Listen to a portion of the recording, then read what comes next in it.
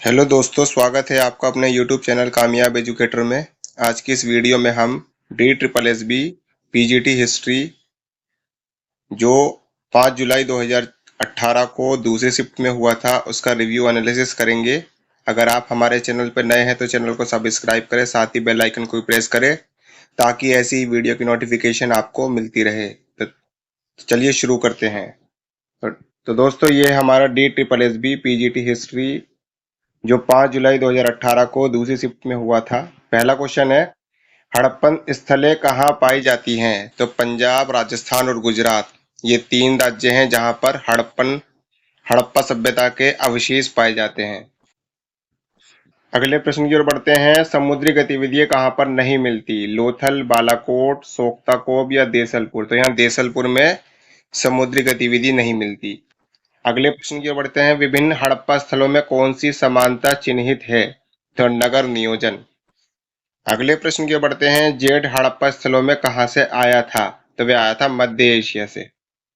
अगले प्रश्न की ओर बढ़ते हैं, मगध के किस राजा ने राजधानी को स्थायी रूप से राजगीर से पाटलिपुत्र स्थानांतरित कर दिया था? तो वे किया था काल अशोक ने।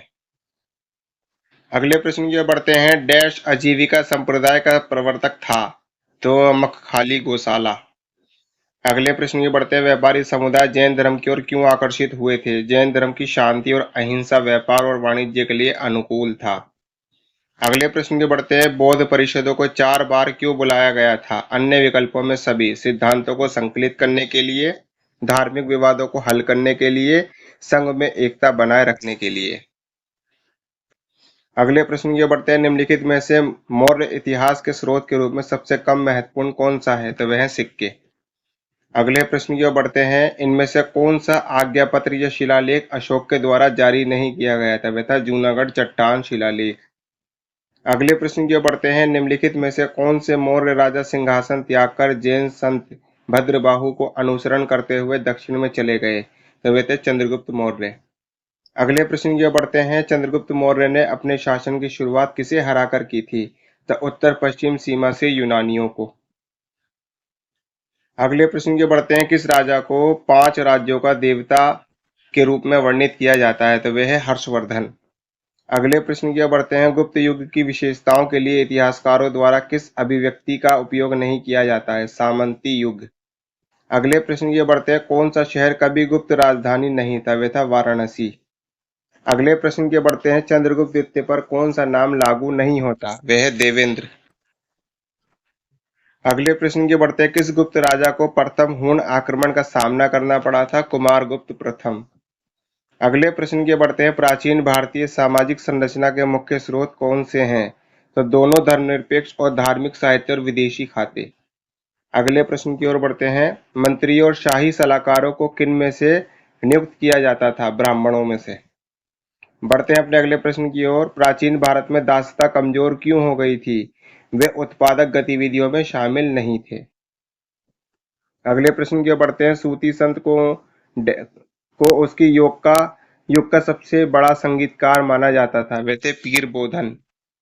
अगले प्रश्न की ओर बढ़ते हैं, रामानंद और कबीर कौन थे? तो वे थे भक्ति संत। अगले प्रश्न की ओर बढ़ते हैं, सूफी और भक्ति आंदोलन प्रकृति में सामंजस्यपूर्ण थे।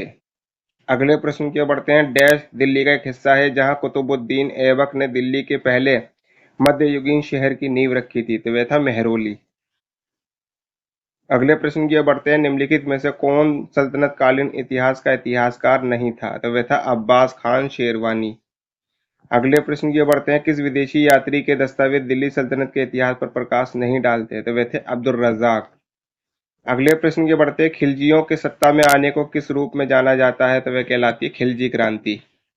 अगले प्रश्न की ओर बढ़ते हैं, दक्षिण भारत पर विजय किसके शासनकाल के दौरान पूरी हो गई थी? तो वह हुई थी गयासुद्दीन तुगलक के। अगले प्रश्न की ओर बढ़ते हैं, बाबर को मेवाड़ के राणा संगा से लड़ने का दृढ़ संकल्प क्यों था? अफगानों ने बाबर को उखाड़ फेंकने के लिए राणा संगा के साथ सहयोग किया था और राणा संगा ने लोधी का समर्थन किया, दोनों। अगले प्रश्न की ओर बढ़ते हैं, अंबर राजकुमारी के साथ अकबर का विवाह अद्वितीय क्यों था? ये एक स्वैच्छिक संगठन था, मजबूरी का विवाह नहीं। अगले प्रश्न की ओर बढ़ते हैं, मेवाड़ मुगल विरोधी क्यों थे? तो अन्य विकल्पों में सभी राणा संगा के दिनों से ही इनके संबंध शत्रुतापूर्ण थे। मेवाड़ की अंबर से शत्रुता थी, जो मुगलों का साथ संबंध रखता था। मेवाड़ ने मुगलों के साथ सहयोग करना अपमानजनक माना। अगले प्रश्न की बढ़ते हैं, हल्दी घाटी की लड़ाई मुगलों के लिए एक निष्फल प्रयास क्यों थी? तो मेवाड़ पूरी तरह से अधीन नहीं था और राणा प्रताप चित्तौड़ और मंडलगढ़ को छोड़कर बाकी मेवाड़ पर शासन कर रहे थे दोनों। अगले प्रश्न की ओर बढ़ते हैं, उड़ीसा में अफगान शक्ति को डैश द्वारा कुचल दिया गया? तो वे राजा मानसिंह के द्वारा। अगले प्रश्न की ओर बढ़ते हैं, डैश के शासनकाल के दौरान मराठों को कुलीनता की श्रेणी में स्वीकृति मिली? जहांगीर के द्वारा। अगले प्रश्न की बढ़ते हैं, मुगलों ने मनसबदारों पर मुगलों, पठानों, राजपूतों इत्यादि के मिश्रित दलों को बनाए रखने का जोर क्यों दिया? आदिवासी और संप्रदाय की शक्ति को कमजोर करने के लिए। अगले प्रश्न की बढ़ते हैं, मुगल काल में जमींदार डैश होते थे? तो भूमि राजस्व एकत्रित करने के लिए एजेंट। अगले प्रश्न की बढ़ते हैं, औरंगजेब के शासनकाल के दौरान किसान कृषि पृष्ठभूमि के साथ डैश ने विद्रोह किया था? तो जाट और सतनामियों ने। अगले प्रश्न की ओर बढ़ते हैं, सल्तनत युग के गया के सूर्य मंदिर में किस सुल्तान का 2 बार उल्लेख किया गया? तो वह फिरोज तुगलक। अगले प्रश्न की ओर बढ़ते हैं, किस शासक ने मध्ययुगीन आगरा की स्थापना की थी? वैसे सिकंदर लोधी। बढ़ते हैं अपने अगले प्रश्न की ओर, मोहम्मद बिन तुगलक को निम्नलिखित में से किस बात का श्रेय दिया जाता है? तो दौलताबाद का स्थापना करने पर। अगले प्रश्न की ओर बढ़ते हैं, दौलताबाद को क्यों चुना गया था? ये केंद्रीय रूप से स्थित था और इस प्रकार पूरे क्षेत्र को नियंत्रित करने के लिए उपयुक्त था।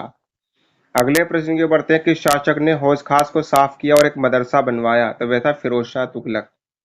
अगले प्रश्न की ओर बढ़ते हैं, सुल्तान खारी किसका मकबरा है? तो नसीरुद्दीन महमूद का। अगले प्रश्न की बढ़ते हैं, प्रारंभिक सल्तनत वास्तुकला के विषय में निम्नलिखित में से क्या सही नहीं है? तो भारतीय फारसी शैली के निशान और नीली टाइल्स और ग्लेज का उपयोग दोनों। अगले प्रश्न के बढ़ते हैं, मुगल वास्तुशिल्प परिभाषा में ईवान एक डैश था? तो स्तंभ निर्माण। अगले प्रश्न के बढ़ते हैं, किस शासक ने अपने शासनकाल के अंत में पितरादूरा की तकनीक को लोकप्रिय बनाया? तो वे थे जहांगीर। अगले प्रश्न की ओर बढ़ते हैं, मुगल सरायों को किसके लिए उपयोग किया जाता था? यात्रियों के आवास के लिए। अगले प्रश्न की बढ़ते हैं, जौनपुर शहर की स्थापना किसने की थी? फिरोज तुगलक ने। अगले प्रश्न की ओर बढ़ते हैं, फिरोज फतेहपुर सीकरी में निम्नलिखित में से क्या स्थित नहीं है? तो किला कूना मस्जिद। अगले प्रश्न की बढ़ते हैं, अकबर ने किसके लिए इबादत खाना का निर्माण कराया था? तो धार्मिक चर्चाओं को आयोजित करने के लिए। अगले प्रश्न की बढ़ते हैं, वास्तुकला की भारतीय फारसी शैली डैश के तहत विकसित हुई? तो वे हुई थी अकबर के। अगले प्रश्न की बढ़ते हैं, भारत आने वाले पहले यूरोपीय कौन थे? तो मध्यकालीन मिशनरी और दूत, जिनमें से कुछ मध्य एशिया या इथोपिया के माध्यम से आए थे। अगले प्रश्न की बढ़ते हैं, यूरोपियन भारत क्यों आए थे? तो अन्य विकल्पों में सभी वे पूर्वी वस्तुओं में व्यापार करना चाहते थे। चीन को शुरुआत में बहुत दूर माना जाता था। भारत के बंदरगाहों की संपत्ति पुरातनता से प्रसिद्ध थी। अगले प्रश्न की बढ़ते हैं, विलियम हॉकिंस कौन था? तो जहांगीर की अदालत में राजा जेम्स प्रथम के अंग्रेजी दूत। अगले प्रश्न की बढ़ते हैं, फतेहपुर सीकरी और आगरा जाने वाले पहले अंग्रेजी व्यापारी कौन थे? तो वे थे रॉल्फ फिच। अगले प्रश्न की बढ़ते हैं, सर थॉमस रो कौन थे? जहांगीर की अदालत में दूसरे अंग्रेजी दूत के नेता। अगले प्रश्न की ओर बढ़ते हैं, फ्रैंकेस बर्नियर और निकोलो मानुकी डैश थे डॉक्टर। अगले प्रश्न के बढ़ते हैं, निम्नलिखित में से कौन सा विचार अंग्रेजों के लिए बंगाल के वाणिज्यिक महत्व का एक कारण नहीं था? तो अच्छी तरह से विकसित स्थानीय वाणिज्यिक संस्थाएं। अगले प्रश्न के बढ़ते हैं, जगत सेठ क्या था? एक बैंकिंग परिवार के लिए एक शीर्षक जो बंगाली नवाबी बंगाल के कोषाध्यक्ष जनरल बन गए। बढ़ते हैं अपने अगले प्रश्न की ओर, क्लाइव की लोमड़ी के रूप में कौन जाना जाता है? तो वह जाना जाता है मीर जाफर को। अगले प्रश्न के बढ़ते हैं, प्लासी की लड़ाई के बाद बंगाल की अर्थव्यवस्था में गिरावट क्यों आई? तो अन्य विकल्पों में सभी भारतीय व्यापारियों को अब अंग्रेजी व्यापारियों से कड़ी प्रतिस्पर्धा का सामना करना पड़ा। भारतीय व्यापारियों को शुल्क का भुगतान करना पड़ा, जबकि अंग्रेजी व्यापार शुल्क मुक्त था। उत्पादकों को कम कीमत पर अपने सामान बेचने के लिए मजबूर किया जाता था। बढ़ते हैं अपने अगले प्रश्न की ओर, दक्षिण एशिया एशियाई कपड़ा उद्योग में गिरावट क्यों आई? तो ब्रिटिश मिलों से प्रतियोगिता के कारण। अगले प्रश्न की ओर बढ़ते हैं, पारंपरिक भारतीय उद्योगों के लचीलेपन पर लेखक डैश ने लिखा? तो तीर्थाकर रॉय ने। अगले प्रश्न की ओर बढ़ते हैं। अंग्रेजों ने पारंपरिक नौकायन जहाजों को डैश के रूप में बदल दिया, तो वाष्प शक्ति से चलने वाले जहाज। अगले प्रश्न की ओर बढ़ते हैं। भारत में रेलवे ने किसको जोड़ा, तो सुदूर आंतरिक भागों को बंदरगाहों के साथ। अगले प्रश्न की बढ़ते हैं। ब्रिटिश भारत में पहली रेलवे लाइन डैश पर स्थापित हुई, तो 16 अप्रैल 1853। अगले प्रश्न की बढ़ते हैं। पहली रेलवे लाइन ने डैश को जोड़ा, बॉम्बे से ठाणे। अगले प्रश्न की ओर बढ़ते हैं। हावड़ा इलाहाबाद बॉम्बे लाइन आधिकारिक तौर पर डैश में खोली गई थी, तो 7 मार्च 1870। अगले प्रश्न की ओर बढ़ते हैं। सादा कपास शुरुआत में किस व्यापार में भुगतान का एक साधन था, तो हिंद महासागर व्यापार। अगले प्रश्न की ओर बढ़ते हैं। भारत का रंगीन कपास फैशनेबल कपड़ों के लिए वांछित और यहां तक कि यूरोप में डिजाइन मानकों को परिभाषित करना शुरू किया था। अगले प्रश्न की ओर बढ़ते हैं। पुर्तगाली व्यापारी पेड्रो तवेरस हुगली की स्थापना की थी।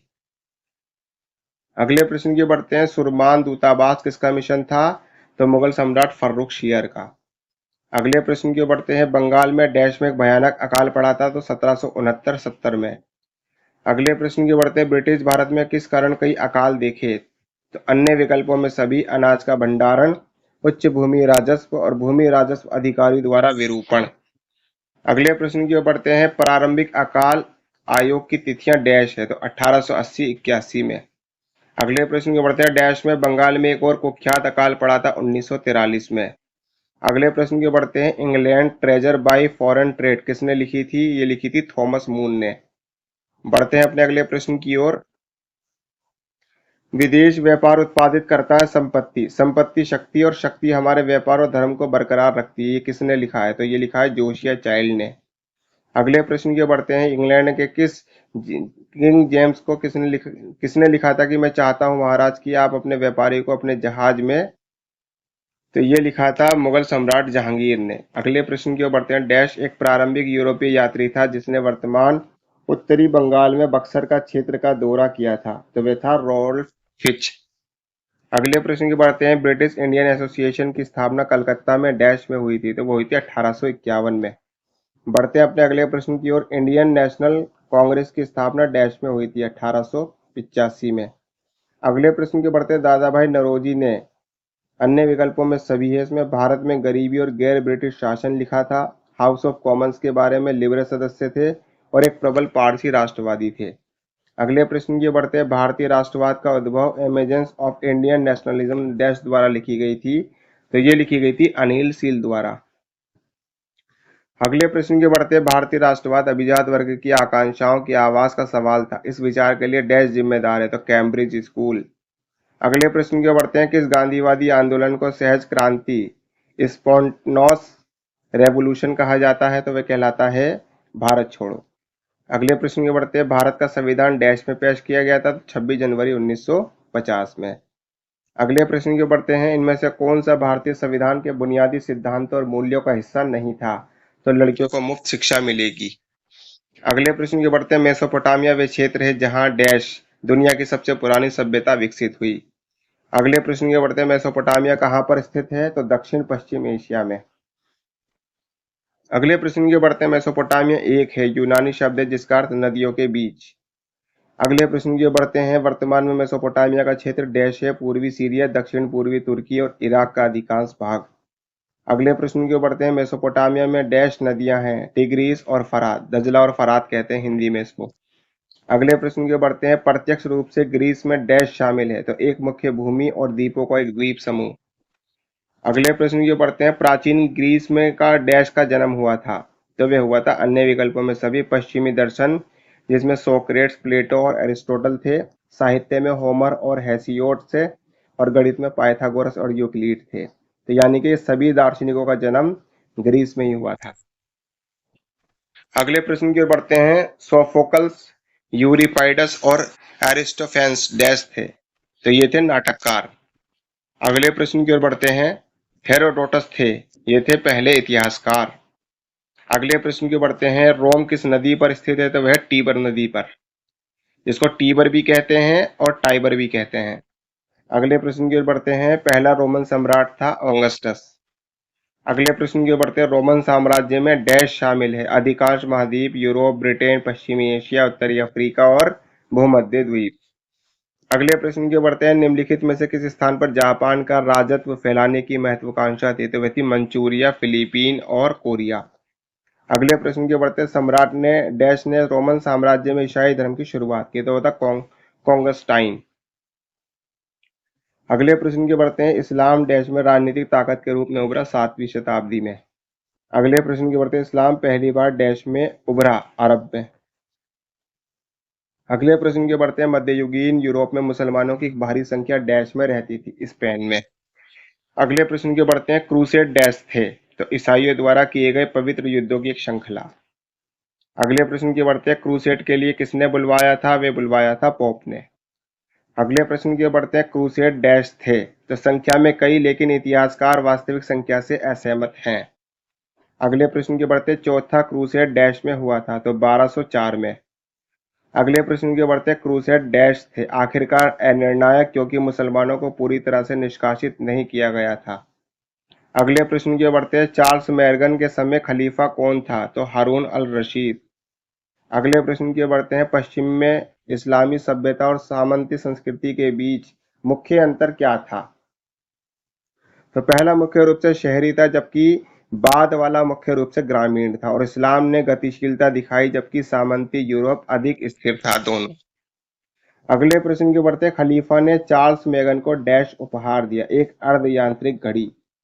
अगले प्रश्न की ओर बढ़ते हैं। पश्चिमी यूरोप में इस्लाम एक प्रगतिशील बल क्या था? तो इसने सामंती व्यवस्था का एक विकल्प दिखाया। अगले प्रश्न की ओर बढ़ते हैं। इस्लामी विद्वानों ने डैश किया? तो लैटिन वेस्ट में अरस्तु का परिचय करवाया और शास्त्रीय यूनानी ग्रंथों पर टिप्पणियां लिखी, और 12वीं और 15वीं पुनर्जागरण को समृद्ध किया। दोनों।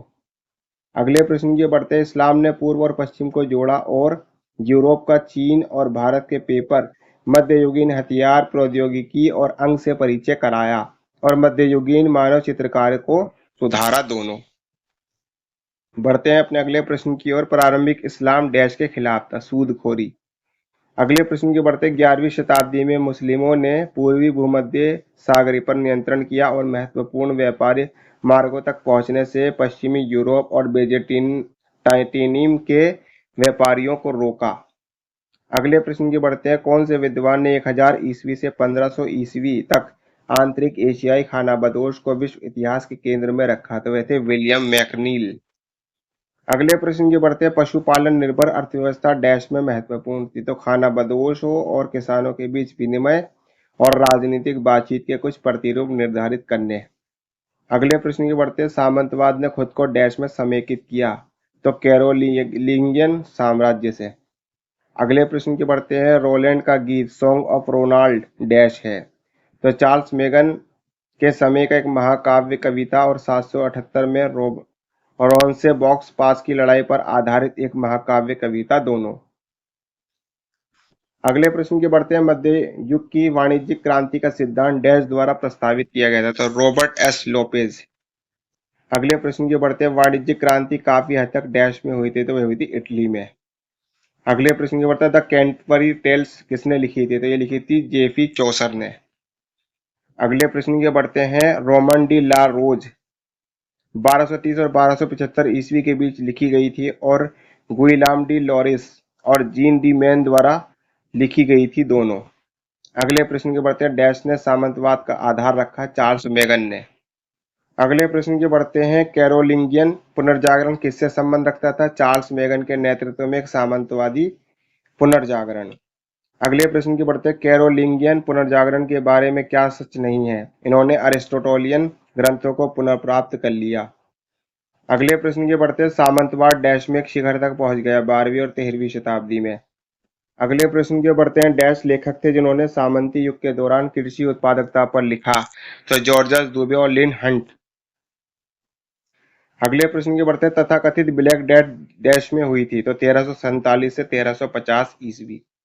अगले प्रश्न की बढ़ते हैं। 12वीं शताब्दी पुनर्जागरण में क्या हुआ? अरस्तु की प्रारंभिक पुनः प्राप्ति, कस्बों का उदय, सामंती यूरोप में शहरी अर्थव्यवस्था की वापसी और विश्वविद्यालयों का उदय। दोनों। अगले प्रश्न की ओर बढ़ते हैं। 12वीं शताब्दी यूरोपीय पुनर्जागरण के दो बुद्धिजीवी थे? तो वे थे थॉमस एक्विनास और विलियम ऑफ ओकहम। अगले प्रश्न की ओर बढ़ते हैं। निकोलो मैकियावेली ने द प्रिंस डैश में लिखी थी? तो वो लिखी थी मेडिसी में। अगले प्रश्न की ओर बढ़ते हैं। 15वीं शताब्दी यूरोपीय पुनर्जागरण के संबंध में इनमें से क्या सच नहीं है? तो पुनर्जागरण विरोधी श्रेणवाद द्वारा चिन्हित किया गया था। बढ़ते हैं अपने अगले प्रश्न की ओर। इतालवी पुनर्जागरण के लिए इनमें से क्या सच नहीं है? तो इसने मध्ययुगीन भित्ति चित्रों का आनंद लिया। अगले प्रश्न की बढ़ते हैं। पेट्रॉक ने डैश को पत्र लिखे थे, वो लिखे थे लोरा को। अगले प्रश्न की बढ़ते हैं। दांते ने डैश लिखा था, तो वो लिखा था डिवाइन कॉमेडी। अगले प्रश्न की ओर बढ़ते हैं। दांते की प्रेरक शक्ति डैश थी, तो ये थी बियाट्रिस। अगले प्रश्न की बढ़ते हैं। किसे ईसाई मानववादी कहा जाता है? तो वह है इरास्मस। अगले प्रश्न की बढ़ते हैं। दूसरा दासत्व डैश में हुआ था, तो वो था पोलैंड में। अगले प्रश्न की बढ़ते हैं। शुरुआती आधुनिक यूरोप में इतिहास के इंजन के रूप में शहरों का सिद्धांत डैश द्वारा प्रस्तावित किया गया था, तो वे किया गया था फर्नांड बुडेल। अगले प्रश्न की ओर बढ़ते हैं। शहरी क्रांति बड़े पैमाने पर डैश में हुई थी, तो भूमध्य यूरोप में। अगले प्रश्न की बढ़ते हैं। रोसिक्रूशियन प्रबोधन डैश में हुआ था, मध्य यूरोप में। अगले प्रश्न की ओर बढ़ते हैं। डैश एक लेखक है जिसने यूरोपीय पुनर्जागरण पर बड़े पैमाने पर लिखा, तो वह था पीटर बर्ग। अगले प्रश्न की बढ़ते हैं। टाइको ब्राहे और कोपरनिकस डैश के अग्रदूत थे, तो वह थे गैलीलियो के। अगले प्रश्न की बढ़ते हैं। फ्रांसिस बेकन ने किसके अंत का प्रतिनिधित्व किया था? तो शिल्प परंपरा। अगले प्रश्न की बढ़ते हैं। डैश ने the art of the courtier लिखी, तो बिल डेंसरे कस्टिगिलियोनी। अगले प्रश्न की बढ़ते हैं। जॉन सेल्डन ने डैश की वकालत की थी, समुद्री बंद की। बढ़ते हैं अपने अगले प्रश्न की ओर। यूरोपीय राज्यों द्वारा संरक्षणवाद का आभास क्यों किया जाता है? तो घरेलू विनिर्माण उद्योगों की रक्षा और प्रचार करने के लिए। अगले प्रश्न की ओर बढ़ते हैं। राष्ट्रीय व्यापारियों की धारणा को बढ़ावा किसने दिया? तो व्यापारिक सिद्धांत ने। अगले प्रश्न की ओर बढ़ते हैं। बुलियनवाद डैश था, प्रारंभिक व्यापारिकता का एक हिस्सा। अगले प्रश्न की ओर बढ़ते हैं। व्यापारिकता ने क्या पदोन्नत किया? आर्थिक राष्ट्रवाद और एक राष्ट्र की अर्थव्यवस्था का सरकारी विनिमय दोनों। अगले प्रश्न की बढ़ते हैं। व्यापारिकता डैश के पक्ष में एक सिद्धांत था, तो अन्य विकल्पों में सभी। संरक्षणवाद, युद्ध के समान स्थिति और राष्ट्र के बीच धन के लिए संघर्ष। बढ़ते हैं अपने अगले प्रश्न की ओर। हस्तक्षेप नीति अर्थशास्त्र की वकालत किसने की? तो ये की थी एडम स्मिथ ने। अगले प्रश्न की ओर बढ़ते हैं। 1830 की जुलाई क्रांति डैश में हुई थी? ये हुई थी फ्रांस में। अगले प्रश्न की ओर बढ़ते हैं। इंग्लैंड में औद्योगिक क्रांति से पहले क्या हुआ था? तो वाणिज्यिक क्रांति। अगले प्रश्न की ओर बढ़ते हैं। औद्योगिक क्रांति के समय क्या हुआ था? एक परिवहन क्रांति। अगले प्रश्न की ओर बढ़ते हैं। 17वीं शताब्दी में सबसे बड़ी शाही शक्ति डैश की थी? तो वह थी डचों की। अगले प्रश्न की ओर बढ़ते हैं। 17वीं शताब्दी में डैश विश्व अर्थव्यवस्था का केंद्र था? तो एम्स्टर्डम। अगले प्रश्न की ओर बढ़ते हैं। 18वीं शताब्दी में डैश में रॉयल एक्सचेंज का समेकन देखा गया? तो वह था लंदन। अगले प्रश्न की ओर बढ़ते हैं। डैश 18वीं शताब्दी में सबसे मजबूत शाही शक्ति थी? इंग्लैंड की। अगले प्रश्न की ओर बढ़ते हैं। फ्रांसीसी क्रांति डैश में हुआ? तो 1789। अगले प्रश्न की ओर बढ़ते हैं। रूसी दासत्व को किसने समाप्त किया? तो जार अलेक्जेंडर द्वितीय ने। अगले प्रश्न की ओर बढ़ते हैं। 19वीं शताब्दी में क्या देखा गया? एशिया और अफ्रीका में उपनिवेशवाद और यूरोप में लोकतंत्र और उदारवाद की वृद्धि। अगले प्रश्न की ओर बढ़ते हैं। जेम्स मिल डैश था, स्कॉटिश इतिहासकार। अगले प्रश्न की ओर बढ़ते हैं। अफ्रीका में उपनिवेशीकरण की प्रमुख यूरोपीय शक्तियां डैश थी? तो इंग्लैंड, फ्रांस, इटली और जर्मनी। अगले प्रश्न की ओर बढ़ते हैं। औद्योगिक क्रांति डैश के साथ शुरू हुई? तो भाप की शक्ति के द्वारा। अगले प्रश्न की ओर बढ़ते हैं। ओपियम युद्ध से पहले चीन डैश था? तो एक बंद अर्थव्यवस्था और इसकी धारणा में दुनिया का केंद्र दोनों। अगले प्रश्न की ओर बढ़ते हैं। चीन जापान को डैश में समाप्त किया गया था? तो यह किया गया था 1895 में। अगले प्रश्न की ओर बढ़ते हैं। राष्ट्रवादी चीन ने क्या देखा? केवल चीन में केंद्रीय शासन का विखंडन और सरदारों का उदय। अगले प्रश्न की ओर बढ़ते हैं। एक बार सत्ता में आने के बाद माओ ने कौन से दो महत्वपूर्ण आंदोलन किए थे? तो महान छलांग और सांस्कृतिक क्रांति। अगले प्रश्न की ओर बढ़ते हैं। जापान के निकटतम पड़ोसी कौन है? तो रूस, चीन, कोरिया और फिलीपींस। अगले प्रश्न की ओर बढ़ते हैं। टोकुगावा काल किससे पहले आया था? तो मेजी बहाली से। तो दोस्तों ये था हमारा DSSB PGT हिस्ट्री मेल, जो 5 जुलाई 2018 को दूसरी शिफ्ट में हुआ था। ऐसी ही और भी रिव्यू वीडियो देखने के लिए आप हमारे चैनल को लाइक करें, शेयर करें, सब्सक्राइब करें, साथ ही बेल आइकन भी प्रेस करें ताकि ऐसी वीडियो की नोटिफिकेशन समय पर आपको मिलती रहे। तब तक मिलते हैं अगले वीडियो में। धन्यवाद।